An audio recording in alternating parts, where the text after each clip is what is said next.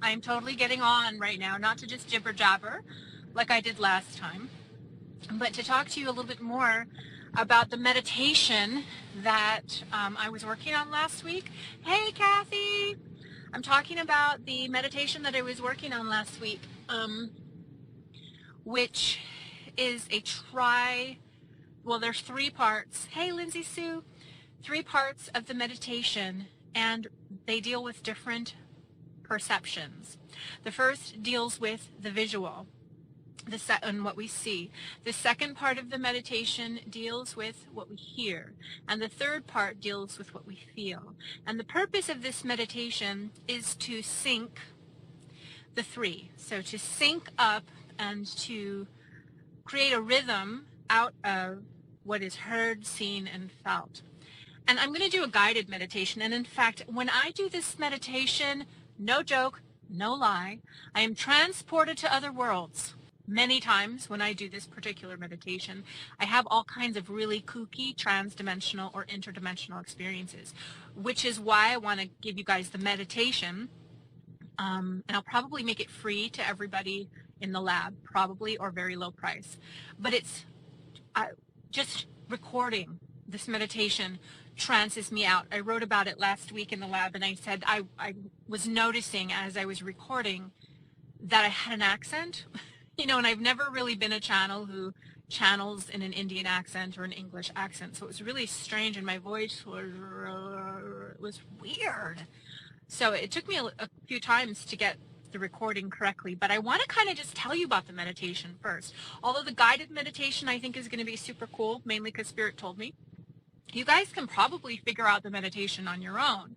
So everybody out there, hi, who wants to try this, I encourage you to do so. And I want you to do this meditation when you're tired. That is the best time to do meditations. And I know we run the risk of almost falling asleep or falling asleep and not being in control of the experience, but that's also that tranced out, almost going to sleep state of consciousness is a doorway to psychic experiences. And if we can keep control of that particular state of consciousness and observe at the same time, we can pick up a lot of information. So try to do this meditation when you're drowsy, like, I don't know, 4 o'clock, 5 o'clock every single day. I get really drowsy, and that's a great time to go sit in a chair, put on some awesome blissed out white noise frequency, solfeggio, whatever, and meditate for a half an hour. And I have all kinds of really cool experiences. So try to make sure you're tired. And then what you do is you shut your eyes, and I want you to start looking for what you see behind your eyes. And although it varies from person to person, I think for the most part we all kind of see the same thing. And so when the eyes are closed, we sort of see what looks like a black screen, right? That's pixelated. And sometimes if we're passive, we can start to see what looks like those lava lamp lights, these gold or these white lamps, lights that start to move around behind our eyelids. Or we'll see some sort of closed eye light anomaly. And what you want to do is when you see that, you just want to follow it. Don't get all nuts and start chasing it and looking at it really closely. We're just being with it, but we are noticing it. And we want to stay with this visual for a while. I find what first happens is I see a bunch of pixelation, and then if I calm down, get really neutral, then it starts to switch to these fluid light anomalies, and then I just try to meditate with those anomalies. If I look too close at them, though, I lose them, and it's kind of hard to get them back, so play around with it yourself. I would spend maybe 5 minutes on the visual portion of this meditation. And then when you've got it down, you've been following it, and you really know the rhythm of what you're seeing behind your closed eyes, now we incorporate another perception, and we incorporate specifically sound. Now, the world around us makes one sound. I mean, I realize that that person's walking over there, and you can hear her footsteps, and here comes somebody with a shopping cart, and you can hear that, and people are talking, and there are a lot of separate streams of sound, but you can turn it all into one sound by just observing it passively and listening to the sound of your world and the sound of your space. Of course, it helps to not be in a busy grocery store parking lot. You're sitting in your chair at 4 o'clock, drowsy. You've just spent 5 or 10 minutes watching what's behind your eyes, and now you're starting to just pay attention to what you hear. There is a rhythm to the sound of your world. There is a flow to the sound of your world. And just as we waited for the lava lamp lights, we wait to hook into the rhythm and the flow of the sounds. And we follow that. Just as we followed our visuals, we're now following the sound. And when we've got the rhythm and the flow of the sound, and this can be mixed up with your heartbeat and everything, inner and outer sounds, you then hook what you hear, your auditory, with what you're seeing.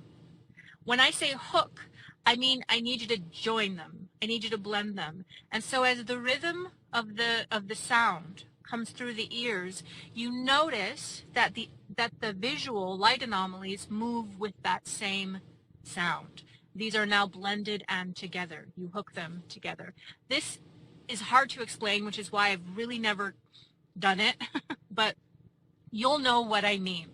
When you put yourself in the space where you can do it, you'll know what I mean. You'll know exactly what I mean by the rhythm of the sound. You'll know exactly what I mean by the lights, and you will know how to blend it.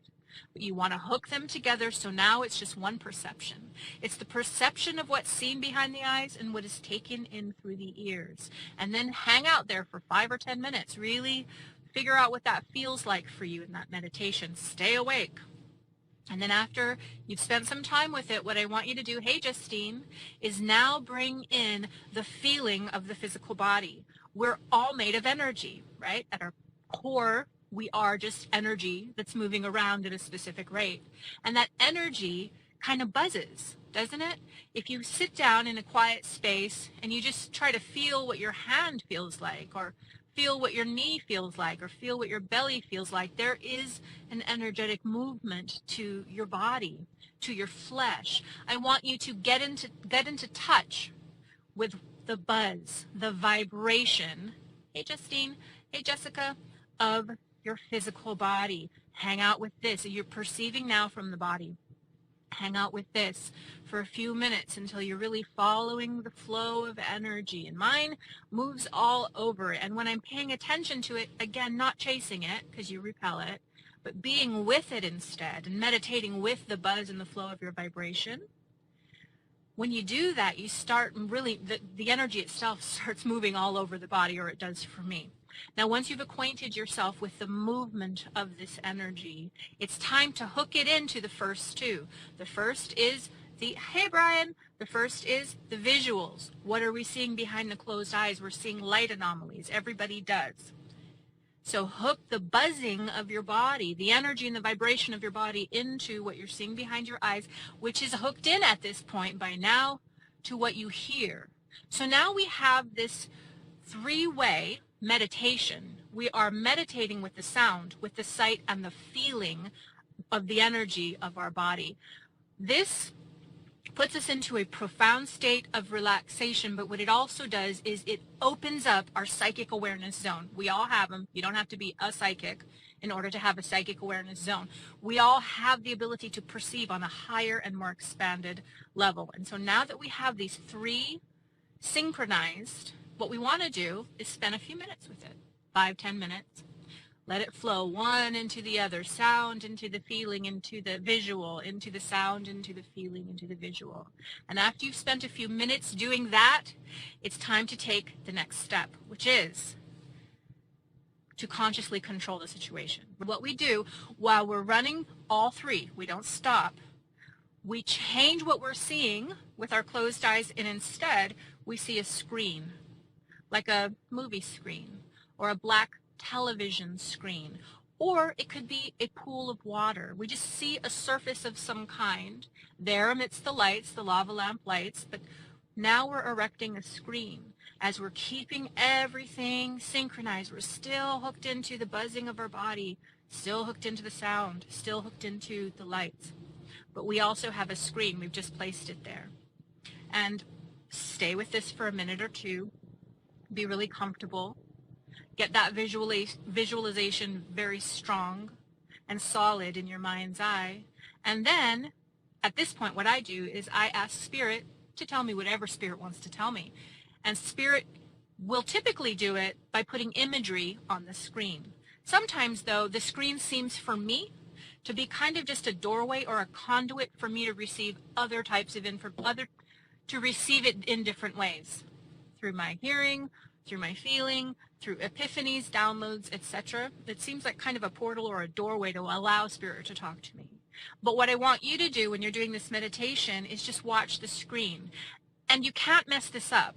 Something really crazy might appear on your screen and you might judge yourself and say, well, that's ridiculous. This didn't work. Don't do that, because Spirit is just priming the pump.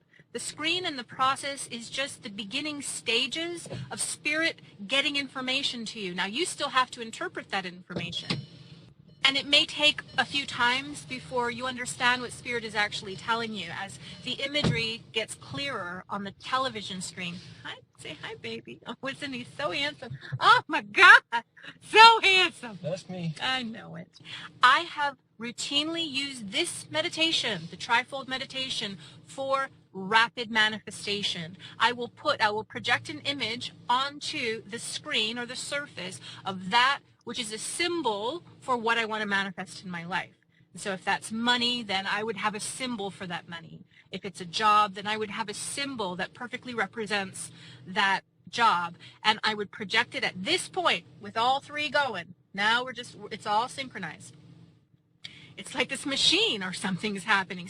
We're hooking into higher realities, higher energies, and higher dimensions. And this hook-in allows us to manifest at this very rapid level if we do it correctly. At this point, I project onto the screen a symbol for that which I want, and I hang out there for a while. I hang out in the energy of that.